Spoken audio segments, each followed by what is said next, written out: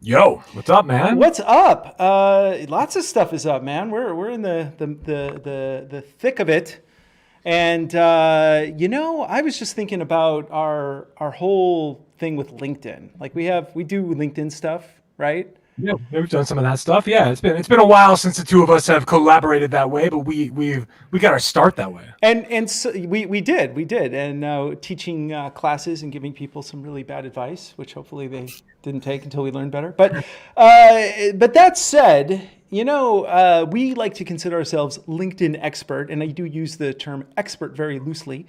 So once in a while, it's probably good to bring in another expert so they can tell us how full of shit we are. Because It's somebody. always good to be brought back down to earth and get some humility back in this thing. So why don't do you know any LinkedIn experts besides us? Not a one. Not a one. Well, I'm going to go get us one. How's that? How's that for service, Oh, okay, buddy? well, let's do it. All Bring me right. one. Well, ladies and gentlemen, I'm Andros Sturgeon, And I'm Justin Womack. and we are the Marketing Geeks.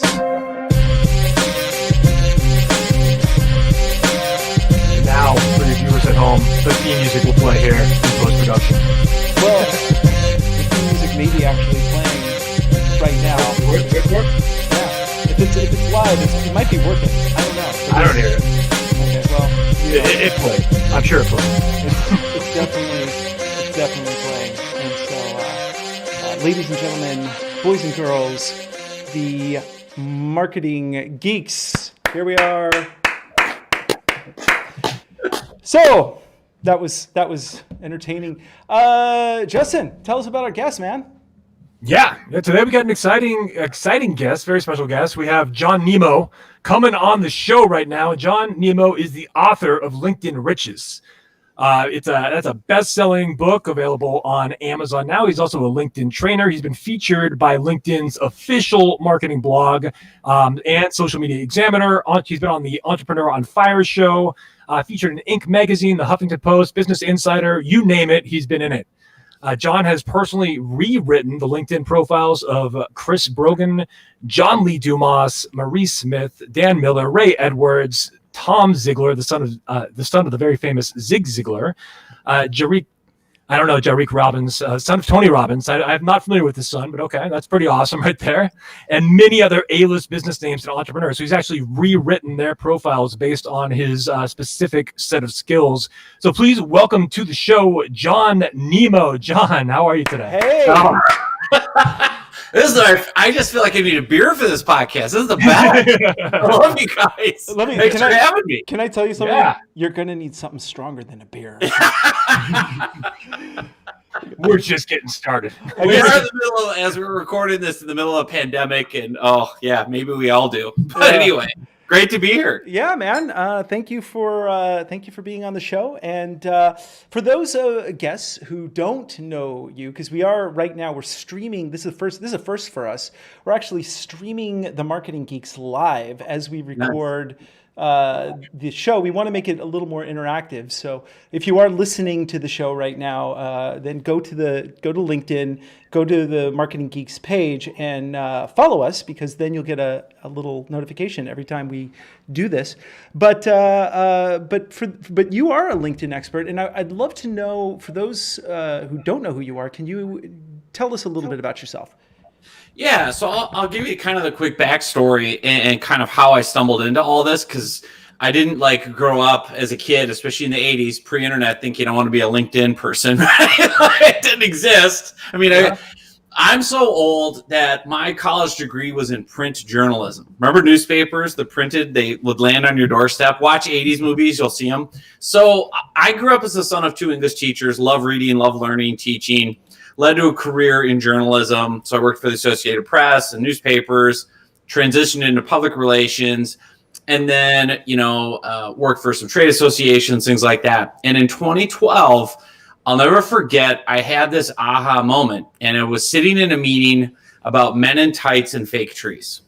And I just thought, I worked for a labor union at the time, and we were going to do this protest, and I was in charge of PR and social media in 2012. It was going to be street theater, the Robin Hood tax the rich, give to the poor. So I was tasked with finding men in tights and fake foliage to put on a street. And I thought, there's got to be more to my life and career than this. Like, if you think that, then if you don't believe that, I'm taking you to Burning Man, and I will change your view on that. And that's probably where I could have found my extras. Oh, absolutely. So anyway, I just remember I'd always had this entrepreneurial itch that I wanted to scratch, and that was the moment where I was like, "Screw it! I got to do my own. I'm out of here. Like, I got to take my shot." And so. I didn't have a great plan. I'm not a planner. I'm a risk taker and a go-getter. And so I quit this safe 6-figure day job. I had one client. I had enough money for 30 days. And I opened up Nemo Media Group. And it was a wobbly folding card table and a MacBook on a soft pretzel box for elevation. And I needed business fast. Like, I didn't have a budget. I didn't have investors. I had 3 kids at home. My wife was home taking care of our 3 boys. So it was on me to build a book of business rapidly. Now, how old were you about at this point? Gosh, I'd say my mid-30s. Okay. So let's see. Yeah, 37. So yeah, I was no spring chicken. And I had a mortgage. But here's the thing. Like, I had been using LinkedIn for jobs and things like that since it kind of first came out. And I saw something with this platform when I was leaving my day job to start my own marketing agency. I was like, you could really just use this like B2B searches, for leads. Like, it's like Google for B2B leads. And now, if you look at LinkedIn today, there's 700 million members, 2 new members join every second around the world. And what I discovered in 2012 was I can use this platform to find leads and sell them stuff. And so within the first 90 days on my own with the wobbly folding card table, I was able to do 6 figures in sales by myself from a bedroom for my new marketing agency. So I had to start hiring people and building it out. And what happened was I had so much success getting business for myself with LinkedIn, and we'll explain how and what the secret sauce is and everything in a little bit. But I had so much success doing that, then clients started hiring me to do it for them. Like, hey, go get us business like you did how you landed us. And so that led to a book called LinkedIn Riches, online training courses. And now kind of my core focus is we have a done for you agency where we go out and do this full time for clients. And it's been a wild ride, but I love it. I mean, it's like I tell people, I've been social distancing since 2012, working from home. Had that entrepreneurial journey, and I love it. I'm super happy. What did you start with, though? You said you used LinkedIn to do 100,000 in sales in 30 days. So what were you selling? What was the initial service that you kicked off your business with? So I was selling marketing services. So like a website design, video marketing, copywriting, press releases, whatever I could sell. And one of the key tricks or tips that I tell people all the time is with LinkedIn, the riches are really in the niches. So when I launched my business, I had one client, and it was just a debt collector. And I had worked for a trade association doing PR for debt collectors. So I knew the industry, I knew the jargon, I knew the legal mumbo jumbo. And that guy was like, he was the guy that convinced me to jump and gave me enough money for 30 days. And so what I did on LinkedIn was I only targeted debt collectors. And I reached out to them, and we could talk about kind of the pillars of how this works. But that's how I was able to quickly scale the business, was only targeting one little audience. Yeah. And let me tell you, like, the number one. Do you want to know the number one mistake I see? Yeah. Do you want to get into all this yet or not? No, let's go for it. Let's get right into it. Here's the number one mistake that 99% of people make on LinkedIn is it all starts with your profile page. And the way that LinkedIn taught us, coming in was to use it like a job seeker, right? Mm-hmm. It's like an online resume. It's written in the third person, like you're a pro athlete, right? And one of the things that I built my whole business on was one quote from Dale Carnegie, How to Win Friends and Influence People. Great book. I recommend that highly. Yeah, I have it on my desk, and it says, people do not care about you. People do not care about me. They care about themselves, morning, noon, and after supper. He wrote that in 1936, and I built my whole business off that. People could care less about me. They care about themselves, their problems. And so what I did was I flipped my LinkedIn profile upside down. Instead of having it be a resume, John Nemo, CEO, Nemo Media Group, blah, blah, blah. No one cares. I made it what I call client-facing, and I made it hyper niche focused. So my LinkedIn headline went from Nemo Media Group CEO to debt collection marketing services. And if you think about how this works and how you can instantly get a client-facing LinkedIn profile, start with your professional headline right under your name and photo. Have it be the audience you serve plus the service you provide. Mm-hmm. So for me, the niche audience was debt collectors. The service was marketing services, debt collection marketing services. So now when I reached out to people on LinkedIn to connect and invite, I would use it to only target debt collectors to connect with. All they would see was my name and my headline. Well, who doesn't want to connect with a guy that can help me get something I want? John Nemo Debt Collection Marketing Services. If I was a debt collector, I knew within 2 seconds what Nemo could do for me. If I'm interested in getting help with marketing, I would connect with Nemo. And then the rest of my profile, the about section, most people, it's written like a resume. You talk about yourself. Instead, I have a very specific template I teach, and it says what I do, : and it's all caps, what I do. I help, insert the name of your audience, get 2 to 3 benefits they want by providing product or service. So for me, it said what I do. I help debt collectors increase sales, acquire new clients, and improve their reputation online by providing, industry-specific marketing services. Mm-hmm. Just that one sentence alone will win you business on LinkedIn. Yeah, go ahead. That's super amazing advice, because one of the things that is a reoccurring theme on this show is how you need to niche down and find your tribe in that niche. It's like that's the basic thing that you have to do with everything nowadays. And so the first question I have is were you married when you decided to make the jump from working? Yeah. So so you're there, you're having this meeting about the men in tights, and you're like, he had 3 kids too, he said. Yeah. 3 boys under the age of 10. That's intense. I had 5 figures in credit card debt. I was leaving a 6-figure day job. And the speech I gave myself was, the only reason I was able to do it was I said, I can always go get another day job, but I don't want to. And I'm going to give myself these 30 days to try. And I had a whole speech prepared for my next job interview that I had an entrepreneurial itch. I had to scratch it. Didn't work out. Please take me back. Right. That's called taking the leap. Taking the leap. So, and what did your wife say when you told her this is the plan? She's the best ever. She encouraged it. Her big focus, and my big focus, is like, life is too short. I got really impacted by this early on in life. My dad got cancer when I was 7, died when I was 17.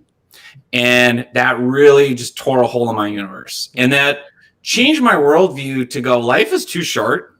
I could step out and get run over by a bus, right? And what's going to matter is that I live life the way on my terms. Like, there's no point in playing it safe.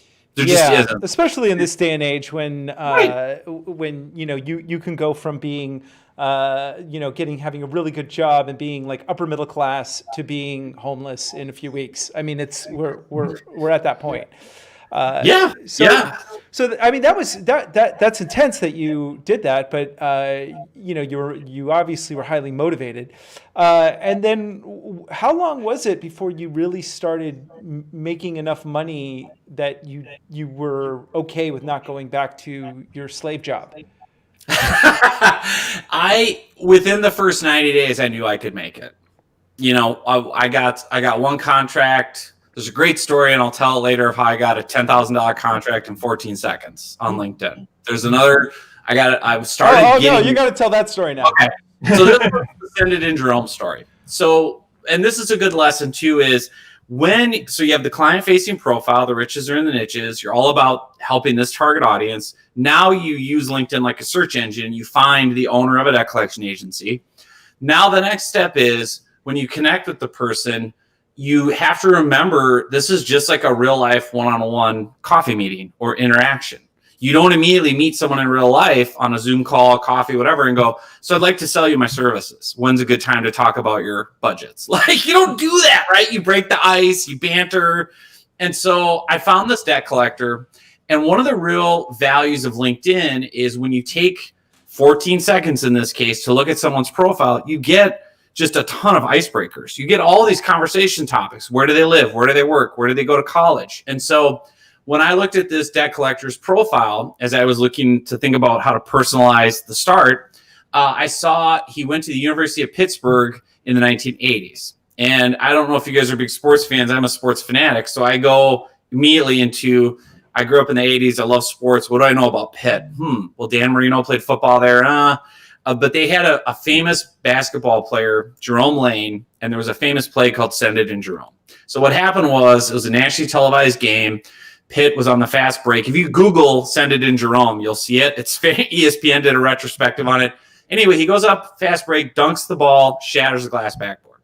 And national TV. And Bill Rafferty, this is in 1988 this happened, or 87, and Bill Rafferty, the famous announcer, yells out, "Send it in, Jerome, send it in." So within 14 seconds of looking at this guy's profile, knowing he went to Pitt from 1984 to 88, I'm like, oh, perfect, send it in, Jerome. He's got to remember that, even if he's not a sports fan, like he was there when it happened. So my LinkedIn message to him was, hey, great to connect. By the way, do you remember Send It in, Jerome? And I linked the YouTube video. He accepts it, reads the message, writes me back 30 seconds later, I was at the game. And so all of a sudden I can almost hear Bruce Springsteen Glory Days playing in his head, right? He's back at college at Pitt, pounding beers before the game. He's in the arena. He's like, the place went nuts. And so now he's hooked. Now he's curious. Because who on LinkedIn starts with your favorite college memory?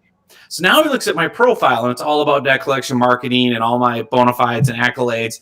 And he writes another message back, a few minutes later and says, actually, we're looking for marketing services. Can we have a call tomorrow? We have a call the next day, and I closed a $10,000 deal with them right on the spot, right? Wow. And I said when I was auditing my clients at the end of that first year, I got to this person. I said, what really helped me win your business? Was it my logo, my website, blah, blah. He goes, no, man, it was Send It in Jerome.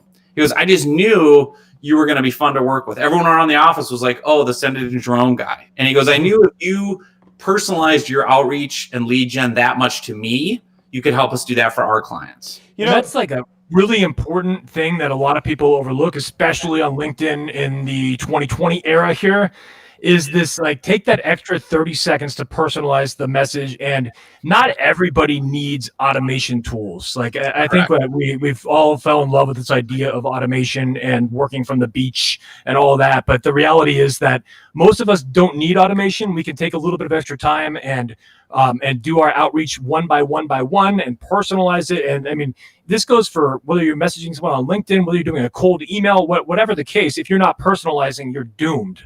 Like, you're not going to get through, because like I could tell if a message is templated. I say this all the time. When the first 3 words, practically, I could just tell if it's a templated thing. And if I see like my company name as a merge tag, it's really obvious because I have LLC attached as the on my LinkedIn profile. So if I see them say my name plus LLC, it's like, oh, this is clearly a merge tag. Yeah. I'll give you an example of how you can have your cake and eat it too with LinkedIn. So I can run a LinkedIn search.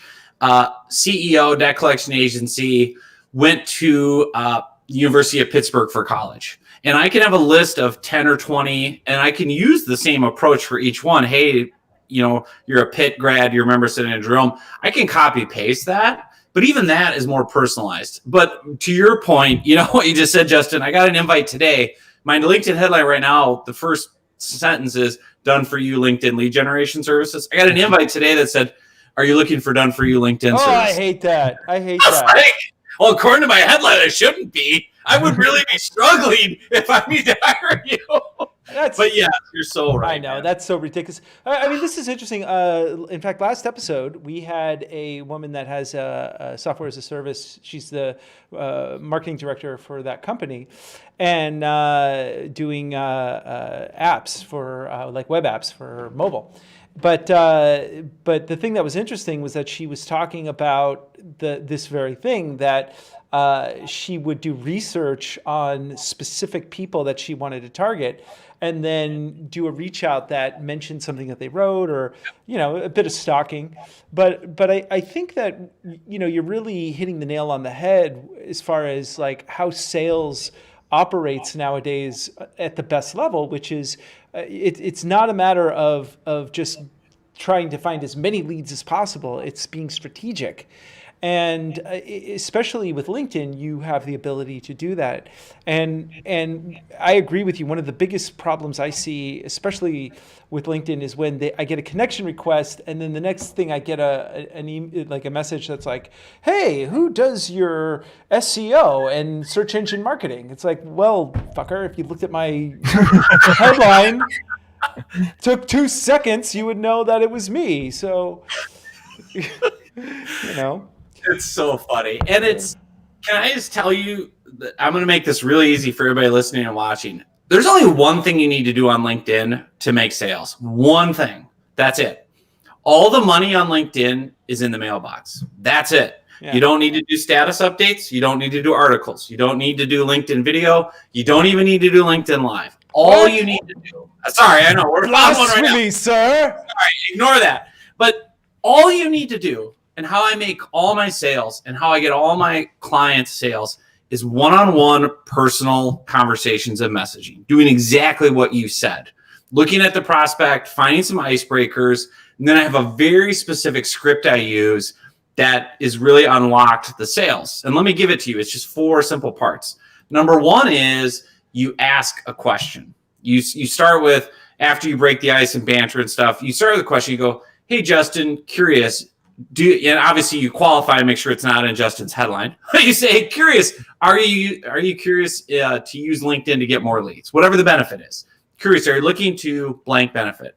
Then you say, "The reason I ask is," and then you offer something of value. "I've got a great free training, webinar, ebook, blah, blah, blah, that helps with this." Now you ask permission. You say, "If you like, I'd be happy to send over the link. Just shoot me a thumbs up or a yes." And then you take off the pressure. And if not, 0 worries, no need to reply.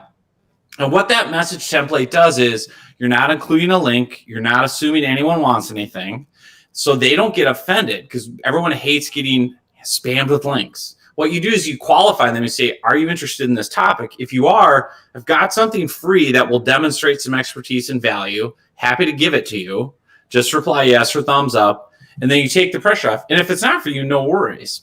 And what you do with that approach is you qualify people very quickly. And they either say, "Yeah, show me what you got on SEO tips. I'm always looking to learn something." And then let your content do its job. So I really combine content marketing with kind of that old school, qualify, ask questions, ask permission. And you can scale that like crazy on LinkedIn and really build an empire. And that's where you bring in the automation and, on demand and tagging and sorting. And it really, that's it. Just one-on-one messaging is all you need to do if you want to use this platform for sales. Yeah. So let's go back to targeting for a minute here. So yeah. I know, like, let's say somebody wants to pick a specific industry, a specific vertical that they want to target. Do they need to get Sales Navigator? I want to talk a little bit about like the paid versus the free versions of LinkedIn, whether or not you think Sales Navigator is a tool that people are going to need in terms of identifying leads to target with let's say a LinkedIn message campaign. And, or are you recommending that people take advantage of the free service account and just follow a specific set of strategies to kind of maximize the impact of that? Or so speak to that. Yeah, LinkedIn really is pay to play. The more you pay, the more information you get on prospects. And so if you only use basic LinkedIn free, you get a very, very limited kind of data set on people. You're very limited on what you can find out about people, where they are, what they do. If you get Sales Navigator, which I recommend, and I don't have stock in LinkedIn, I wish I did. Like I always promote them, and then I'm like, damn it, why didn't I get in on them? But Sales Navigator, what it'll do is it'll let you create these insanely hyper customized lists. So I can say, I want a debt collector that owns his own agency. He's owned it for at least 10 years. He has 7 or more employees. He went to, he lives in this city. He's been on LinkedIn for this long. He's posted in the last, you can get, remember, LinkedIn went big brother on us. Every keystroke you entered on that platform is saved and sorted and organized. Every status update, every piece of your profile, everything you've uploaded, they reverse engineer and sell as data. So that's what you want to use as a marketer is go, I would get a paid profile. Sales Navigator, because you're going to get so much more detail, so much more access. And even then with features like who's looking at your profile, it'll give you more information on who those people are. And that's where you create context for the conversation. So somebody looks at my LinkedIn profile, I have a standard message I send back and say, hey, so glad you came across my profile. What helped you find Nemo on LinkedIn? Right? Because I'm going to make fun of that stupid movie, and then they at least remind me, Nemo. How did you end up finding Nemo on LinkedIn? Let me know how I can help, and then that starts conversations. But yes, you definitely want to have a paid, sales nav level. I would agree. What about connections? So, and this speaks to, again, like the free versus paid. I know that in the free account, especially, you're leveraging degrees of network. But let's just, even taking that out of the equation, what's your philosophy on, do you accept everybody that connects with you? Are you building, so people, because I get a ton of connection requests all the time, and I'm not always quite sure if I should be building for volume or if I should be building for engagement and like specific contacts. Do you look at that? Because your strategy doesn't really necessarily depend on engagement, so you probably could cast a wide net, but I'm curious how you approach that. Yeah, it's changed quite a bit. So it used to be the more connections, the better, the more visibility you get, the more people you're connected to, the more people see your stuff. But LinkedIn has totally changed the game. What I mean is, I have 20,000 connections. If I post a status update, like 20 people see it. Right? They have all these algorithms, and it's called velocity. Like if so many people like your post within this amount of time and they share it, we'll expand it. And so it's all gamified now. So the answer to your question is 100% just connect with people that are prospects. You can ignore everyone else, either prospect or referral source. Here's the ugly truth about LinkedIn as well. 99% of the business you win on that platform is you reaching out to someone. Mm-hmm. 1% is inbound. I found you. Like, I sorted through 700 million profiles and found Justin. Please give me money. Like, no, like it's all you knocking on virtual doors. Yeah. So you want to build your connections in a way where you're only spending time having these conversations with people that either can be a direct buyer or a referral source or something else. And so that's changed over the years. So yeah, I would be very kind of picky about who you connect with, because again, visibility on the site is totally different. I know other people will say differently, but it's true. Like if you look at your stats, you're not going to get that traditional thing of I hit publish and everyone saw it. Yeah. And again, it takes too much effort and work to try to game the system and get visibility and hope people come and find you, as opposed to just reach out one-on-one. Hey, curious, are you looking for tips on this? If so, I can drop you into my funnel and move you along. I've even seen like engagement pods. So I know people that run these where I post and then I'm gonna get on WhatsApp and message everybody, and now I want like 10 of my friends to comment. Yeah, they're gaming the system. Yeah. Yeah. So I mean, the interesting thing here, and I've actually come around. I've changed my view on this, because when initially I was of the view like. And this was a few years ago before people started really sending those requests just to sell me crap. But right. But I initially was like, connect with as many people as possible, and take every LinkedIn friend request or connection request. And then after a while, I started to realize like there is no point on me, taking this. Like I look at their profile and it's like, oh, you're head of sales for some dumb thing, and so no, I'm gonna start ignoring these people. But it took me a while to get around to that, but now I'm of that camp that you should be a bit more selective, and I do want to challenge you though on like posting stuff, content, because it also depends on the type of strategy that you're going for. Right. If you're building like a personal brand and you're like a coach, or you're becoming an expert because you have a training or something, then it's great for those particular things, because you get the interaction and it also gives you an idea of what people are responding to when you post. But it's also a changing platform, and I was actually wondering if at some point Office would start being integrated with LinkedIn. for a variety of reasons. But yeah, it's for sales. It's quite amazing what you can do with it. Yeah, and you brought up a great point, which a lot of people may not remember. Microsoft bought LinkedIn for $26.2 billion a couple, 5-6 years ago. So yeah, they're going to be integrating their products. Yeah. And you're right. I mean, it doesn't hurt you at all to put out content on LinkedIn. Not at all. It's not going to hurt one bit to publish and go live and do things. My big thing is make sure that there's a method to your madness and that it's connected to some sort of funnel elsewhere. Because the real work on LinkedIn, and I always say this too when I talk live about vanity metrics, is people say, well, what if I have a video with 30,000 views? And I'm like, sorry, I went to my bank last week. They don't take views as a deposit. Not on LinkedIn, on YouTube. No, they don't take LinkedIn views or likes as currency right now. So I want money. And I get money. End of the day, no one's going to buy a thing from me unless they talk to me one-on-one. Or someone on my team, right? Like they're not going to, at least high ticket stuff. Yeah. They're not going to buy a higher ticket service unless they talk to you and have that human connection, relational, no like, trust. Now, speaking to that, though, you said that everything has to be connected to a funnel. Let's talk. I mean, you mentioned that the first message that goes out in your campaign is, hey, check out this free resource on, I want to give you some extra information. And you don't provide a link, but you say, like, if you want it, here it is. If not, or if you want it, respond with a thumbs up. If not, whatever, ignore this message. So do you then send them to a landing page that you've built out in something like a ClickFunnels or whatever software you're using? And like, what does that look like? Or what does the actual funnel side of this campaign look like? So now we're getting into the really kind of ninja stuff. So, okay, so I'm going to give you some of my LinkedIn ninja techniques because we've tested this obviously for years and with clients. And what we found was if someone said yes, and I just gave them a link to a landing page on Entreport, whatever, maybe 20 to 30% would actually take the time to go back into LinkedIn, to go into their messages, to click on the link and to fill out the form and opt in. So what we decided to test a few years ago was if someone says thumbs up or yes, I'm interested in that resource, what's the harm in looking at their contact page? They have contact info, their email's in there.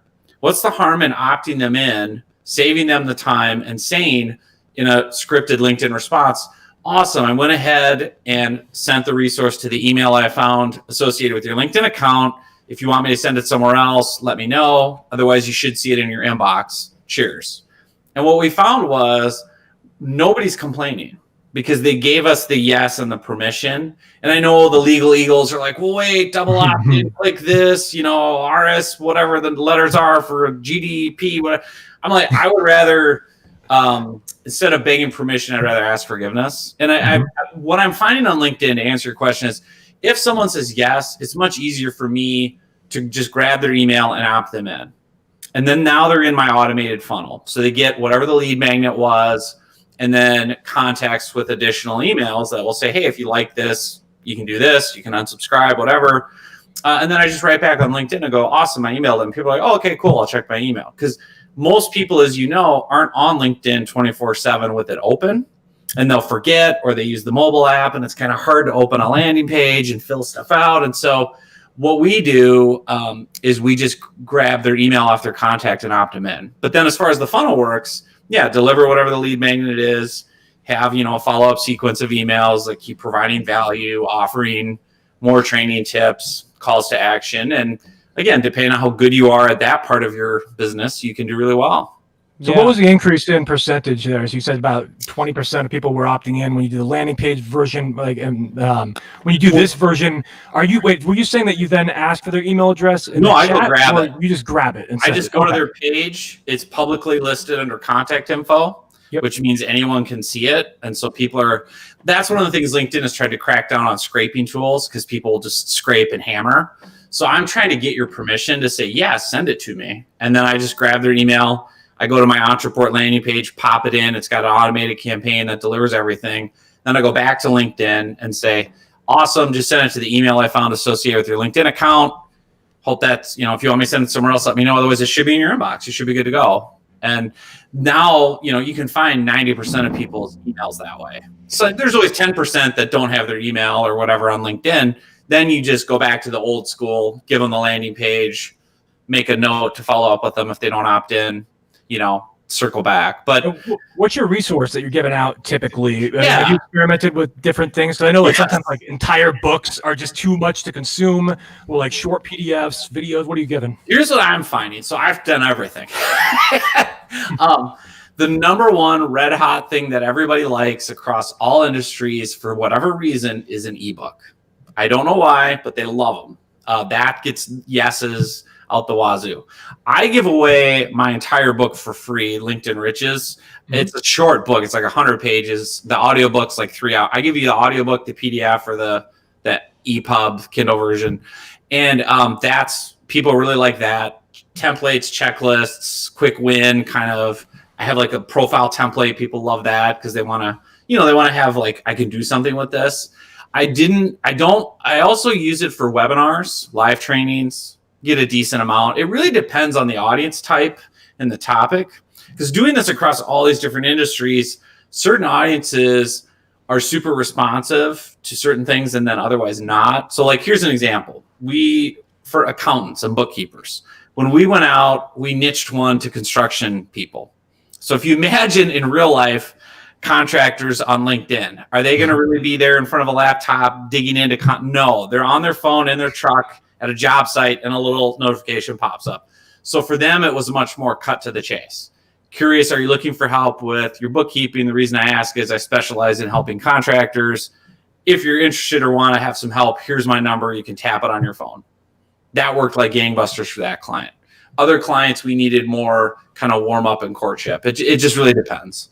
So when you decide to go for a certain niche, is there any type of how do you decide that you're going to go for a certain line of business? Great question.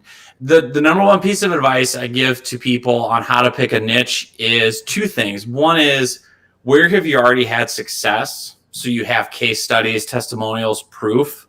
Even let's say you're an SEO agency, and let's say, we killed it on our most recent campaign for these dental clinics.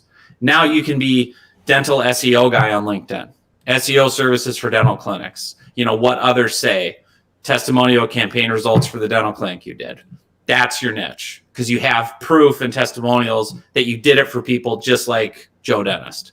The other thing I really like is, especially if you're a personal brand or doing the kind of selling the service yourself, what's kind of your story? What industries have you worked in? People love knowing that you walked in their shoes and you get their world. So like when I marketed to debt collectors, they love me because they're like, oh, you spent 2 years in the big trade association. I don't have to educate you about the industry. All these other marketing people don't know anything. They don't know the jargon, the terms, the legal stuff. You get it. You've walked in our shoes. So either choose where you've already had success and can prove it with case studies and testimonials, or your own journey. I've been in these industries. I spun out to do my own thing, but I grew up in the accounting industry. So I really know your pain points, your journey, what you want. And then people really respond to it that way. Yeah, that's cool. That's cool. And so obviously you've had a lot of success doing this. And what would you say is your primary bread and butter as far as your business goes? Right now, as far as driving revenue and sales, mm-hmm. Yeah, it's definitely done for you clients. So my business model went all over the place. So my first few years, right, I had a marketing agency. I didn't really like it, so I closed it. I didn't want to, I'm a creative. I just want to go out and create content and sell. That's the two things I love to do. And my first go around with a marketing agency, I ended up having to manage people and do HR stuff and payrolls, and clients were like, I was like, I don't like this. So then I pivoted away and did all online courses because I got to teach and create. But what I found was it was really hard to hit certain revenue levels because most people online courses, you're going to go anywhere from a few $100 to a couple thousand, right? And most people, the amount of trust you got to build, a lot of payment plan options and chasing. So then I'm like, this is just up and down, up and down. And then also I just listened to the marketplace, and I had more and more higher level older people saying, I don't want to have to figure all this out. Can you just do it for me? And I was like, oh, yeah. Okay. Because you have a lot of business owners, just like you and me, I don't want to do my taxes. I have no desire to learn how to do them. Or, for example, one of my number one driver for all my new business is my book. So I give it away for free on the front page of my website. I give it away on LinkedIn, but also it sells really well on Amazon because Amazon's a big search engine. Nobody coming to Amazon's ever heard of me, but they've heard of LinkedIn. So I want to get the book sold. So I have to hire someone to do Amazon ads because I'm not good at figuring them out. So that's kind of what drives my businesses is these higher ticket 5 figures and up kind of done for you, where now I can scale it. I can, get people in and still have the other parts of the business. But that's what's going on right now. And what does a package look like? Like, I mean, do you offer just like profile rewrites as one level, and then you take it to like a full implementation? I'll run the messenger campaign for a month, those kind of things, or what does it look like? Yeah. So, I mean, I do a la carte stuff where I'll say for this much, I'll do just your profile. But what I try to tell people honestly is like, just having a really good profile is not going to really get you any business. Just being totally honest for everyone listening, like it's not going to get you, because again, 99% of the business is you having to reach out. Yeah, but you can't. It's a piece of the puzzle. Piece of the puzzle. Yeah, it's your foundation because everyone's going to look at your profile, so you got to have that polished. So I'll do a la carte stuff, and then probably what we do most of is like 3, 6, or 12-month packages. And the way we structure that is we need to we do a deep dive. We interview the client. We get all their information. What's your story? What's unique? Who's your audience? Blah blah blah. And then we have to create content and funnels. Typically, they don't have a lot of that. So we create all the automation, the landing pages, the emails, the ebooks, design. Sometimes we do done for you webinars, videos. We create all this really good content that's going to be our bait. Then we hit go on prospecting.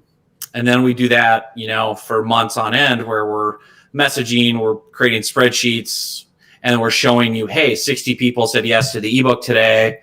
We're going to follow up with them. They're now in an Entreport funnel that leads to a Typeform survey for you as a business coach to qualify. And that's just, that's kind of how there's a lot of long-term work involved because you got to test and tweak and adjust. Yeah. You know what I mean? Like you don't hit a home run with every script, and the audiences are so different. So one guy is a business coach for HVAC companies. And I'm like, how do we crack the code on these guys? And so it took multiple scripts. Now we're killing it. But it took a few months of testing and tweaking and listening, just like any business, right? You test and you listen and you go, people are engaging with that. We got to do more of that. And do you do any like affiliate on the back end or strategic partnerships where, I don't know, partner with like copywriters or people to write like the email campaigns, create the funnels, or is your team actually constructing that too? So like I do affiliate in terms of the tools that I have the clients use. So I'll be like, hey, sign up for Entreport. Here's my affiliate link because we want to build everything for them in a tool. And then I just contract people to deliver the services. So I have, different creatives that I contract and project managers and things like that. And it's all virtual. I run it all through Basecamp and Zoom and, Google Docs and live the good life. There's no overhead. That's the best part about having a digital company is I'm not sitting with a warehouse full of stuff I have to ship or move, which we're selling our brains, which is really valuable, and you can really sell expertise. Like we live, for everyone listening, and this is even in 2012, I believe this, and this is why I left. We live in the single best era in human history to do whatever it is you want to do and monetize it. There is like no excuse for you in today's day and age not to go out and do your own thing. Because when I was growing up in the 80s, I don't know how old you guys are, but when I was in the 80s pre-internet, if I wanted to have people see my face on a video, I had to go to a TV station, right? If I want people to hear my voice, I had to be on a radio, right? If I want anyone to read what I did, I had to get a publishing deal with a book. Now I can self-publish. You know what I mean? So you have all the tools. The variables now are really your creativity and what you put out as content.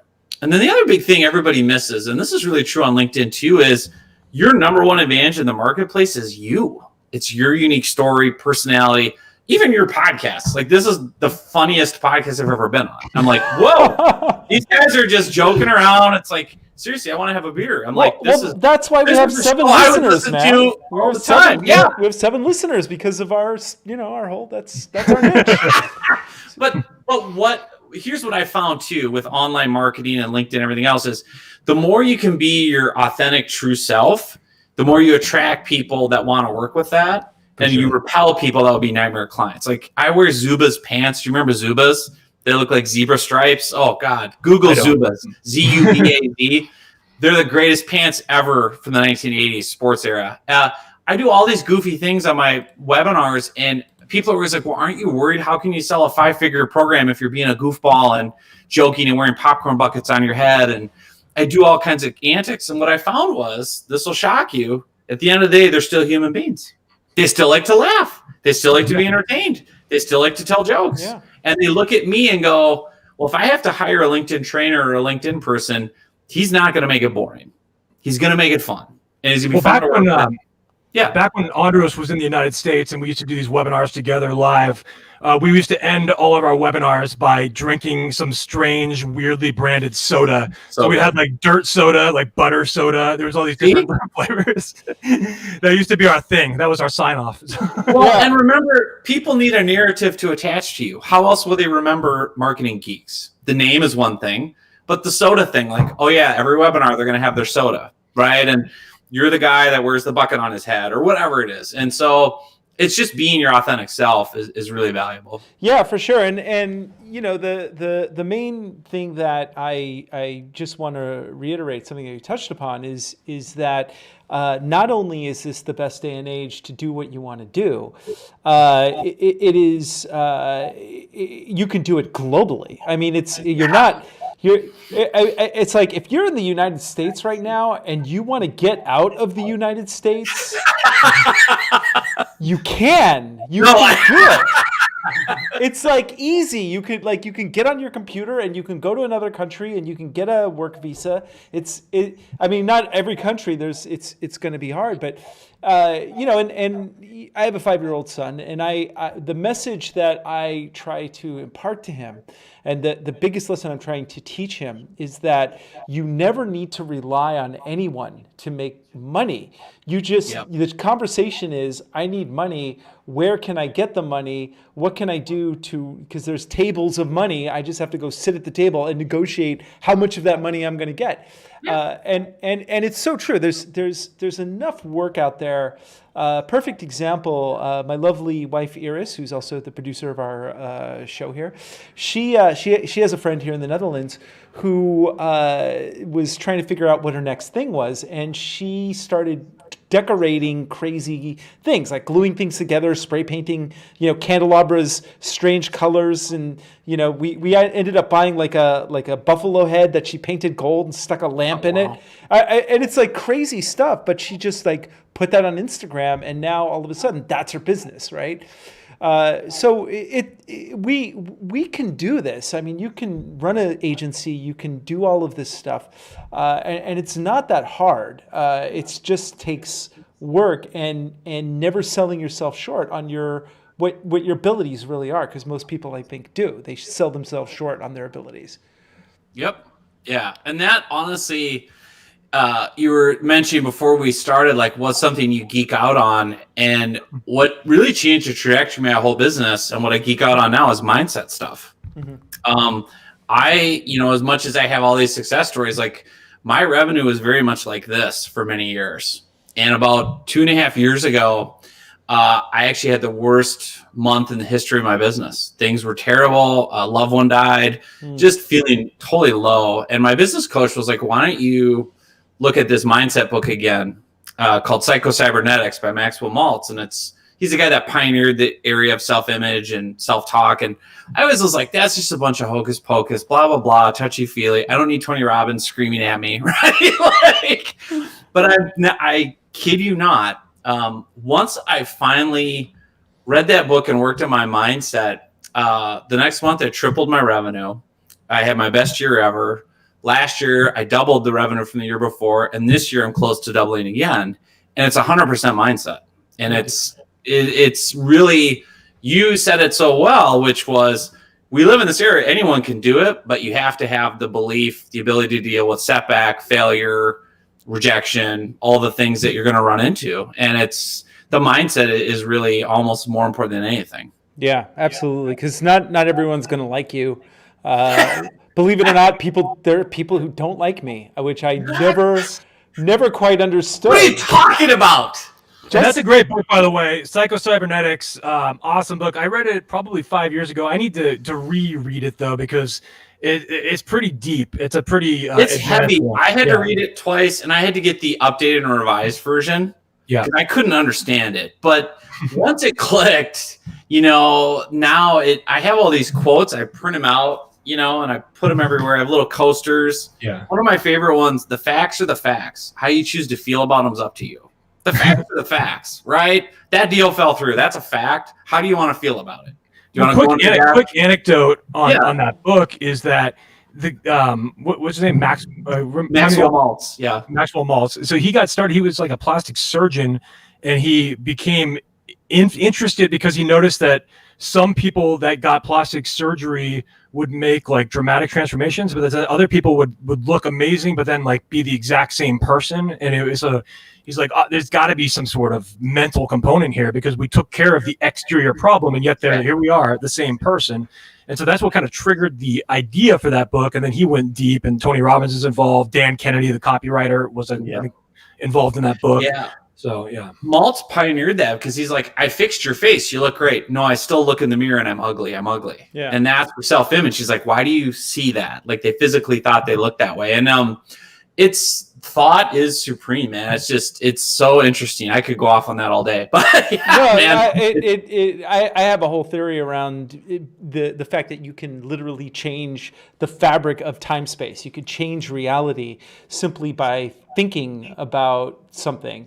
And it's one of the superpowers that human beings have, because we can reach into the void and we can pull out stuff that has never existed before, art or ideas, and that alone can change the nature of the future. And I think that, and this is one of the interesting moments in history that we're at, is that reality is spongy, and you can get data sets to prove any fact or figure that you want nowadays. And so it all comes down to your own personal perspective on what reality is. There's no one size fits all, but all of our little realities are bumping up against each other now, and it's making a lot of stuff come to light. And I think that there's a reckoning that the human race is facing all of a sudden, and if we get through this time, then it's we can work together to leave the planet. That's our destiny. But I do have to tell you, John, that I do take partial responsibility for the chaos in the world, and we've talked about this on the show before, because I had this like crazy life-threatening accident in 2014. Where a very, very small % chance of survival, but I survived. So my theory is that this is like the one reality where I survived in, and that's why everything's kind of twisted and gone like insane. But in the rest of the other millions of realities, everything is totally normal. So just wanted to share that.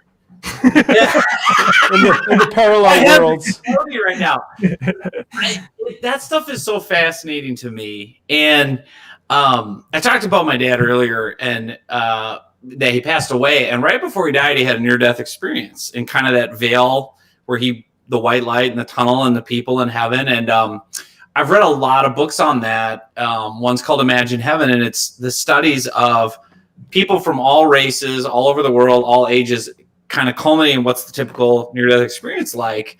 And there is a common experience, and it is a different place, and I'm a Jesus guy, so I believe in him and believe in that version. But I mean, it's fascinating because it all ties back to the power of our mindset and our thoughts, and we don't really know what we're capable of. And people realize that, I think, when they have those experiences too. I'm glad you're still here, man. Yeah. Thank you. Appreciate that. My reality. I wouldn't be doing the Marketing Geeks podcast. That's true. If it weren't for my buddy Justin. Well, we've got to get to the. We're kind of creeping up on the end of the show right now. So where can we find you? Do you offer? You said you offer your book. Where can we get the book? I definitely want to read it. Where are you? Yeah, so best place to find all my best tips, including the book for free, LinkedInRiches.com. So the word LinkedIn and then riches, RICHES, LinkedInRiches.com. front and center. You can get the book for free, the audiobook, the PDF, or the EPUB. There's also lots of templates, free trainings on there. Obviously, I'm on LinkedIn, John Nemo. You can find Nemo on LinkedIn. So thank God that movie finally helped people remember my name. I used to be like Nemo, I'm like Captain Nemo, 20,000 Leagues. Like, that's too old. Finding Nemo, like the fish. Yes, John Nemo. So yeah, LinkedIn, John Nemo, or LinkedInRiches.com. Okay, very cool. Well, I definitely will check that out. And so in every week we'd like to find out what people are geeky about, because there's so much geek stuff nowadays. I'd love to find out what you're geeky about, John. I'm gonna say, I'm gonna own myself. I'm the biggest Pearl Jam geek there is. Nice. I don't know if you guys like Pearl Jam at all, but I have been geeking out on all their live albums. They recorded and released all these bootleg shows. And so every day when I'm working, I listen to a different concert. So the 90s grunge was my era, man. I loved it. Pearl Jam, Nirvana. So just been geeking out on that music and then going down the YouTube rabbit holes of old shows. Well, thank God you're not going down the QAnon rabbit hole. No. This interview would end right now. Yeah. And look what I also have my Atari 2600 joystick. So Whoa, I love it. So, child of the 80s. I love Atari, Nintendo. My kids don't get it, but it's like, You played this? What? Fun fact. So I got an Atari 2600 for Christmas, 1982. My dad set it up. And I tried to teach him how to play combat, right? So look at this thing. It's got the joystick and one button. He's like, this newfangled technology, how the hell are you control it? It's like, come on, Dad. Now So advanced. It's so advanced. An Xbox thing and paddles. And I'm like, you can't even do this? He would have been lost. That's so funny. I actually there's a part of me that wants to get, because you can get these joysticks that have like all the games in them, and they hook to your TV, and so I was thinking like, oh, do I want to go there and like get my kid to play like Super Mario Brothers with me or Donkey Kong? Yes. But then I think, it's like he'd probably just like be like, Dad, this is dumb.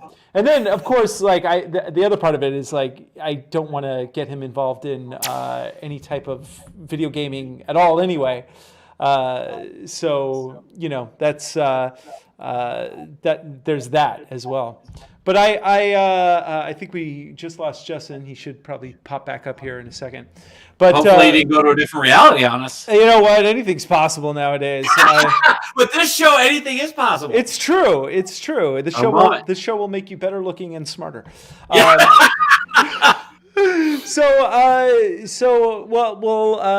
funny that you mentioned like the old school video games. I'm way into that. My geek thing is I just saw Tenet, and I got that. it. Okay. First of all, I have mad respect for the director, right? Because Chris Nolan, right? Yeah, he in my mind, there's like very, very few directors that have made a bad film, and there's Justin again, and so Christopher, I was just telling him about Tenet, seeing Tenet, and I feel that Chris Nolan is still yet to make a bad film, but some of his films are better. And I feel with this particular one, I don't want to give anything away, but I feel like there was a gimmick he came up with that was like, ooh, it would be really cool to like do this gimmick, kind of like Inception, but it was like a different gimmick. Okay. And the gimmick is cool, but after that, I feel like there's a lot of like complicated stuff he does to make the gimmick interesting. And I feel that he overcomplicated it. And in the same way that there's a moment in Inception where you're kind of like, wow, this is getting heady. I'm having a hard time keeping track of all these levels. There's a similar kind of thing, but it's a little worse with this. But as far as like, he doesn't use very much CGI. There's some amazing set pieces that don't they're like real, and you're like, wow, they really blew that shit up. That's incredible. So I would definitely wear the mask and go to IMAX and see Tenet the way it's supposed to be seen. So mad respect for Christopher Nolan. Just next time, please make your movies a little less complicated. Right. Because don't just make them complicated for the sake of making them complicated, which might be the case here. So So I don't want to have to like have a graph and like chart things, because that's why I don't bother with QAnon, because I don't want to have to like have a giant like. That's kind of how I feel about the show Dark. Although I love that show on Netflix, Dark, but like I do feel like you have to like chart it out and do this. Yeah. And that's a really good show, by the way. But it's very, very complicated. And if you were like me and you watched, I watched the first 2 seasons when they came out, and then I had to wait a year, and then by the time the next season came out, it was like I don't even know what the hell just happened. I don't remember anything. Yeah. Justin, what are you geeky about right now?